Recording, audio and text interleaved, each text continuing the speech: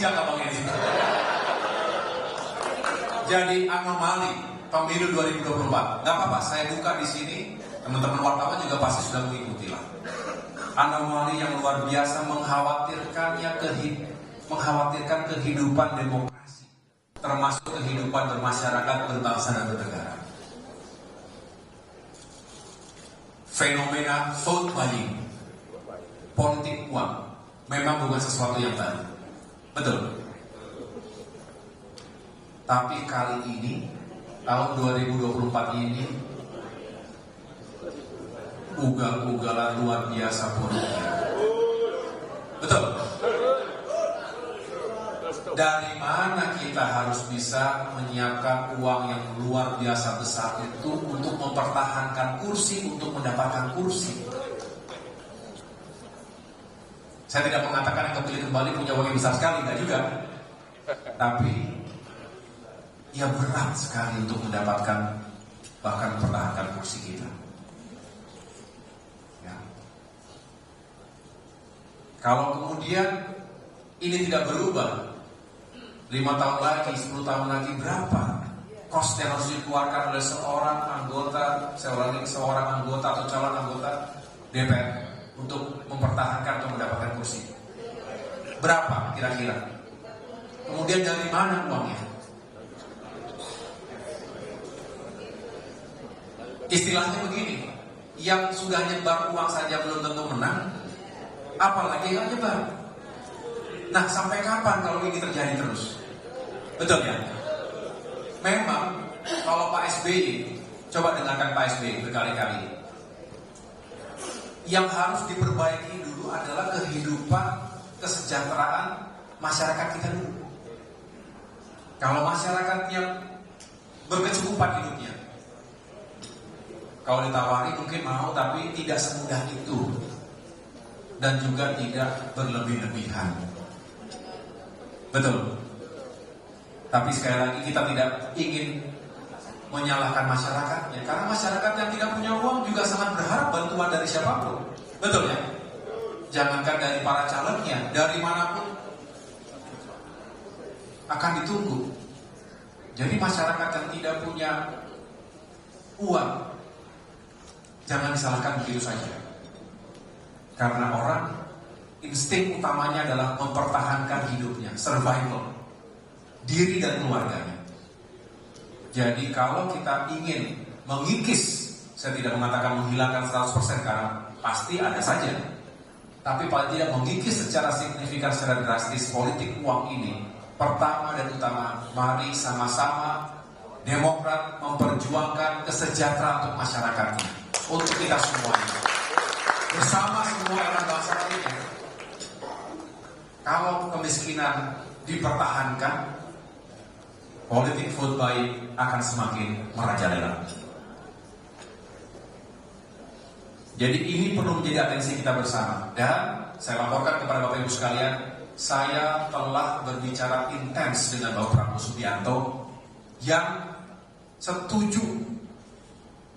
Beliau sangat setuju karena beliau juga merasakan hal yang sama.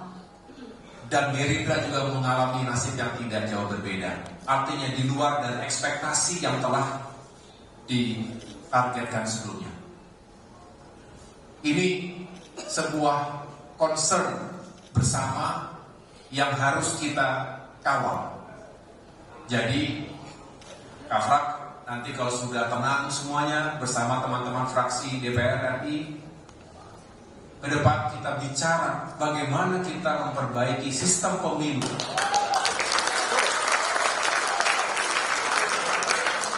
Sebelum bicara perubahan undang-undang yang lain, bicarakan itu dulu. Setiap pemilu kita tidak berkualitas, yang baik menjadi korban, yang nggak tahu dari mana tiba-tiba muncul begitu saja.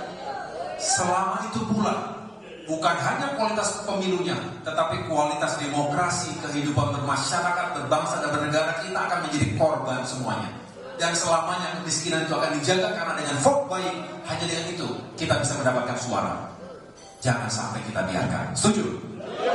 Kita harus berjuang agar sistem politik ke depan semakin baik, sistem pemilunya semakin baik, dan diawaki oleh orang-orang yang punya integritas.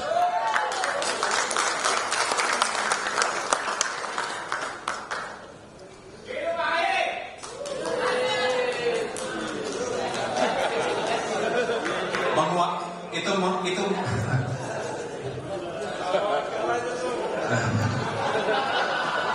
itu termasuk tobat.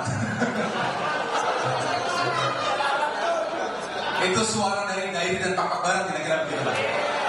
Ya Bang Ica ya.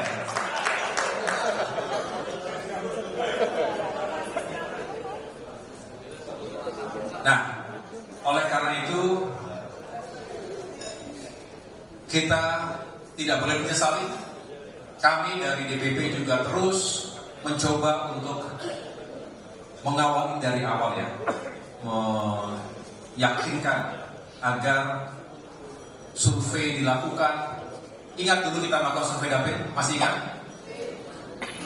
Dan itu semuanya kita lakukan untuk memetakan secara langsung tiap-tiap dapil. Data saksi, saya juga tahu data saksi sudah kita distribusikan, masih ada yang benar-benar, betul ya? Yang kita perbaiki bersama. Tidak mungkin ketua memperbaiki sendiri. Kita nggak punya mata dan telinga sampai paling bawah. Tapi kita perbaiki dengan semangat yang murni, bukan partisan dalam arti untuk kepentingan sendiri, tetapi ini tujuannya tujuan bersama. Termasuk bantuan-bantuan lain yang kita anggap bisa membantu perjuangan di lapangan. Masa kampanye begitu singkat, dan bagi yang tidak punya kecukupan logistik memang tidak mudah, waktunya sangat singkat. Dan itu semua telah kita lewati Bapak Ibu sekalian. Untuk itu kita tetap harus bersyukur. 2 hingga 3 bulan sebelum pencoblosan, cukup banyak lembaga survei memotret kita di sekitar angka 3,5 sampai 4%. Betul? Ada yang mengatakan Demokrat bahaya, bisa tidak lulus threshold. Tapi ketika itu kita tidak langsung begitu down, tetapi justru kita buktikan dengan kerja keras selama 2-3 bulan masa kampanye kemarin. Dan oleh karena itu ketika kita pada akhirnya mendapatkan perolehan di angka 7,5% kurang lebih secara nasional, maka kita patut bersyukur. Artinya hingga mencapai hampir 2 kali lipat dari prediksi lembaga-lembaga survei tadi. Ya. Memang yang kurang beruntung bagi kita, banyak suara kita yang apa istilahnya itu? Enggak, pertama suara kita banyak yang hilang, betul? Tapi juga ada yang mendapatkan suara tapi kurang sedikit lagi mendapatkan kursi. Jadi nyaris banyak sekali di kursi-kursi terakhir, di formasi terakhir, tetapi karena dihantam akhirnya dilewati oleh posisi berikutnya. Akhirnya kita keluar dari formasi. Betul? Ada yang punya nasib seperti itu di sini. Dan saya tahu masih ada yang berjuang di MK nanti. Ada yang berjuang di MK di sini. Kita kawal bersama-sama ya.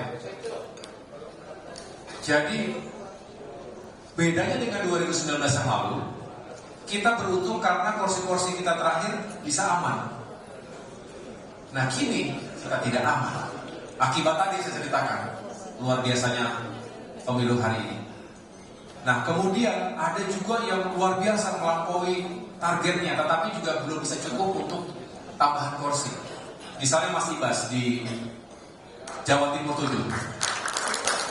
Luar biasa kenaikan tahun ini. Berapa terakhir? 800 ribu? Enggak, total berapa? Enggak, ini Demokrat 476 ribu total. Besar itu kan? Tinggal butuh 30.000 lagi waktu itu bisa kursi ketiga. Tapi memang 30.000 juga tidak mudah. Tetapi artinya ini luar biasa kelebihan suaranya di sini. Ya, ini contoh bisa dilakukan. Ada lagi yang begitu, yang 1 hingga 2. Ada yang 1 hingga 2 di sini. Sulawesi Utara itu besar, dikit lagi bisa 2, tapi ya tidak jadi 2. Jadi inilah Bapak Ibu sekalian, banyak yang berada di bawah posisi bawah dan tidak bisa mempertahankan atau mengamankan di posisi terbawah tersebut. Sedangkan ada juga beberapa yang kelebihan suara banyak tapi tidak memungkinkan untuk menambah kursi. Tapi sekali lagi ini harus kita jadikan pelajaran. Bapak Ibu, kita ke depan harus berbenah diri. Bukan hanya 1-2 tahun sebelum 2029, tapi mulai hari ini. Setuju?